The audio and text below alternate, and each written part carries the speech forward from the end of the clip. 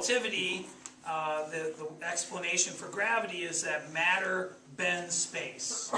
And so you put mass in a place in space, it warps space-time, and objects are not feeling a force of gravity, they're just following the natural curvature. And so this is a sheet of Lycra. Where do you get this? This is my old bike shorts. No, there's literally a spandex.com. You can get a sheet like this if you buy the sale stuff, so you don't care what it looks like, right? For like 20 bucks, maybe less, depending on the sale. And so you put matter, and it warps space-time. And so if I have another object, it also warps space-time. They feel that, and they're attracted to each other.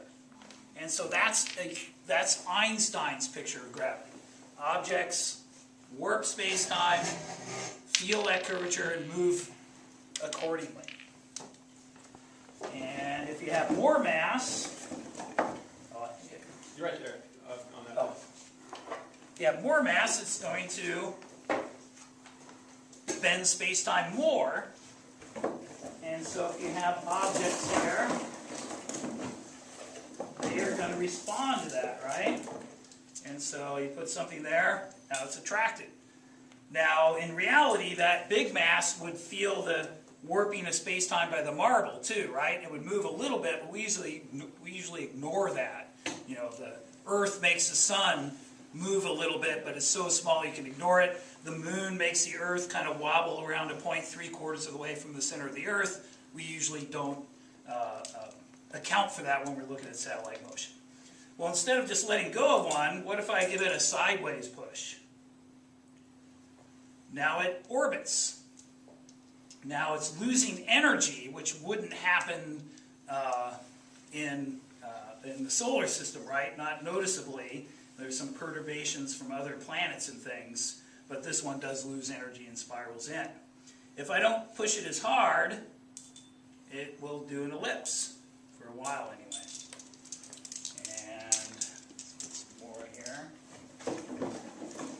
So one of the things I thought of to do with this is when you study the solar system,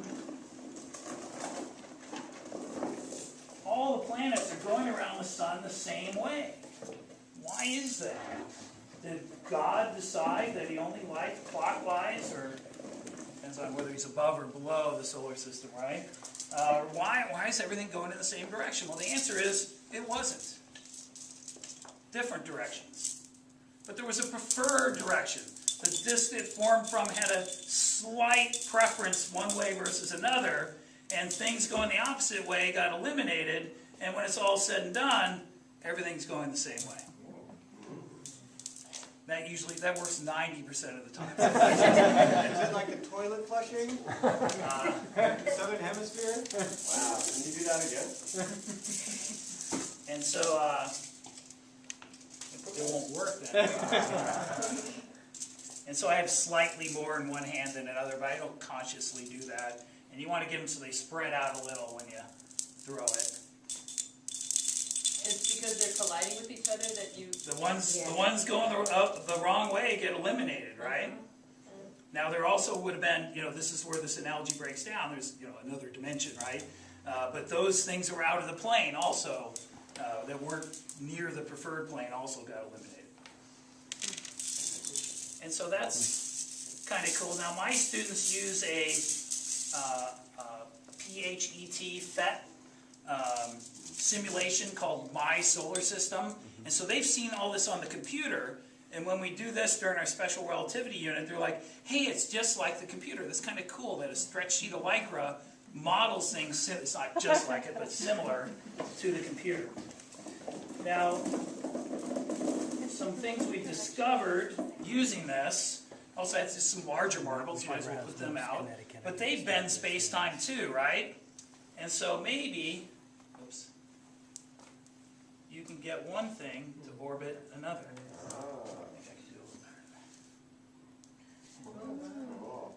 There we go. Oh my God. So the Earth-Moon system, maybe? And so you can see that this seam, you can't buy Lycra this big. You get it in rolls, and you have to sew it together. I've been told to use stretchy thread to sew it together. And so next time I do it, I'll do that because it pulls. And so just a little bit of thread fixes it. And so in the morning, when I first set this up, I'll have it leaning against the table. I'll be underneath fixing holes from last year. One time my principal walked in. And I hear somebody in the room, and I'm underneath. I'm in the middle of sewing it. I'm not going to pause yet. And then he's looking around for me, and he kind of knows somebody's in the room. And he says, "Oh, there you are." He goes, "What are you doing there?" And I go, "I'm repairing a rip in the fabric of space-time. What do you think I'm doing?" How often do you get to say that? Another thing this does, you've probably seen plastic ones of these, right?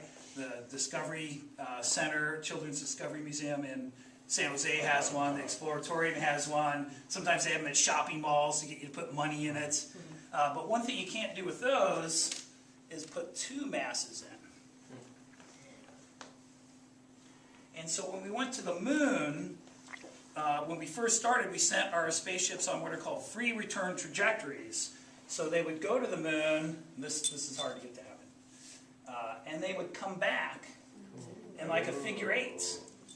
And so that lets you show, now of course the moon's a lot smaller, but if you look at the plots of the free return trajectory back from the Apollo program, you'll see it has a figure eight sort of shape. And so this takes a little bit of practice to be able to do the figure eight. These clamps around here, you can adjust it to make it tighter if it's not working. So Steve and I, when we set this up in the morning, we played around with it, and actually I think it was working better than it usually is. All of this, so not easy to do. And so I go through that.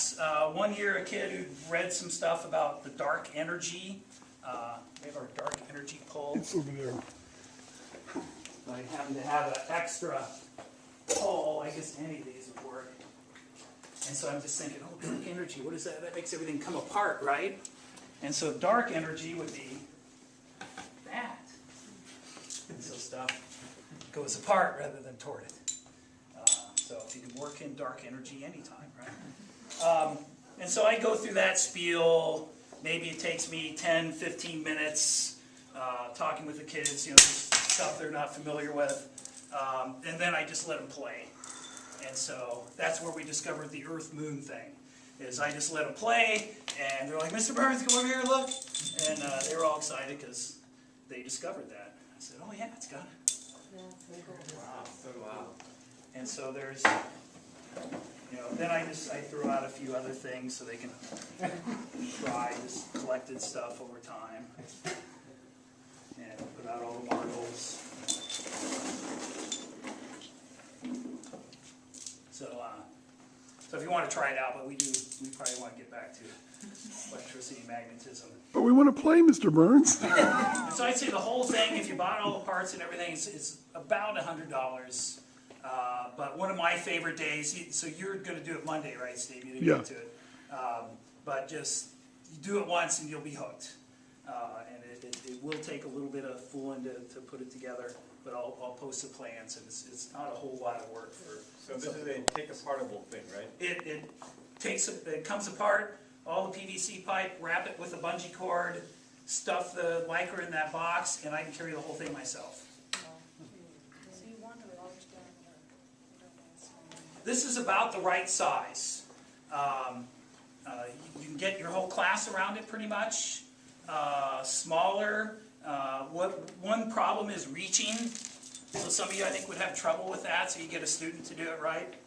One thing you got to watch, though, is some students will think to go underneath to push up, and then while they're underneath, somebody decides to put the big mass down, and they get their space-time warped. And so you just tell them you can't go under. We will get things ourselves. We don't need to do that. Even Einstein has rules. Yeah. And so, is general relativity in the state standards? No. Probably the crowning achievement of science, not in the state standards. Can you fit it in after the STAR test? You bet. You can find some videos. I show them a thing on gravity waves, and then we do this, and that's a day, almost a day on general relativity. But since I don't understand it myself, that's plenty. So let's go back into the room.